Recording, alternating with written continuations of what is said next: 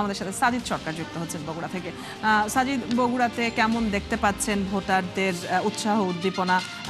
কোনো ধরনের অভিযোগের খবর এখন পর্যন্ত পেয়েছেন কিনা? যেই কেন্দ্রে আছেন আপনি, সেখানে এখনকার কি পরিস্থিতি দেখছেন?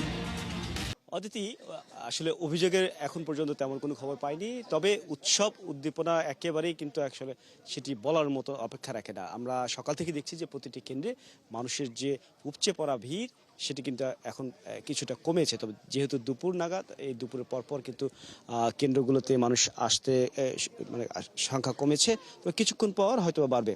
ইতিমধ্যে আমরা খবর নিয়েছি যে কেন্দ্রটিতে আছে, এখানে প্রায় 64% পর্যন্ত আসলে এখন পর্যন্ত ভোট পড়েছে।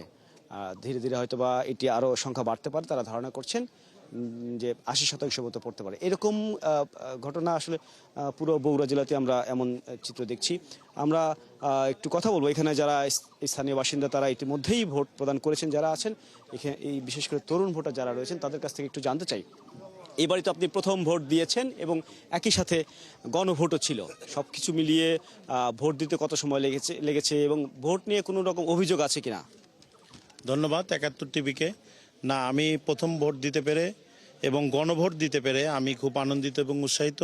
আমার ভোট দিতে কোনো প্রকার কোনো দ্বিধাদ্বন্দ্ব হয়নি। আমি খুব আনন্দ এবং উৎসাহের মধ্য দিয়ে আমি ভোট প্রদান করেছি। এবার যেহেতু নতুন ব্যালট ছিল, গণভোট নিয়ে কোনো ধরনের অভিযোগ আছে কিনা? সবাই গণভোট ঠিকঠাক দিতে পারছে কিনা? না, গণভোট নিয়ে তেমন কোনো অভিযোগ নেই। আমাদের প্রিয় নেতা জনাব তারেক রহমান যেহেতু আমাদেরকে গণভোটে হার পক্ষে বলেছে, আমরা বগুড়ার মানুষ সেই হার পক্ষকে জয়লাভ করানোর জন্য আমরা সবাই গণভোটে হার পক্ষে ভোট প্রদান করেছি এবং আমাদের এতে কোনো সমস্যা হয়নি। তরুণদের কোনো প্রকার কোনো সমস্যা হয়নি গণভোটের জন্য। গণভোটে এই কারণে বলছি, কারণ অনেক বৃদ্ধ মানুষ আছে, তারা আসলে জানেন না কোনটাতে সিল দিতে হবে। এক্ষেত্রে কি আপনারা কোনো রকম ক্যাম্পেইন করেছিলেন কিনা গণভোট নিয়ে? না, আমরা হার পক্ষেই ক্যাম্পেইন করেছি এবং আজকে আমরা প্রথমে জানতে পেরেছি যে হাটা উপরে আছে, সেহেতু আমরা বাইরে থেকে নির্দেশনা দিয়েছি যে আপনারা হার পক্ষে দিবেন এবং ধানের শীষে দিবেন। যেহেতু বগুড়ার আসন, সাথে নিচুদ্দোয়ালে সহ খানপুর ইউনিয়নের 10টি ইউনিয়ন আছে, এই 10টি ইউনিয়ন সহ শেরপুর বগুড়া শেরপুর ধনুর একটি কেন্দ্র সিরাজ সাহেবকে উপহার দিতে চাই, সেই সাথে আমরা তারেক রহমানকে উপহার দিতে চাই।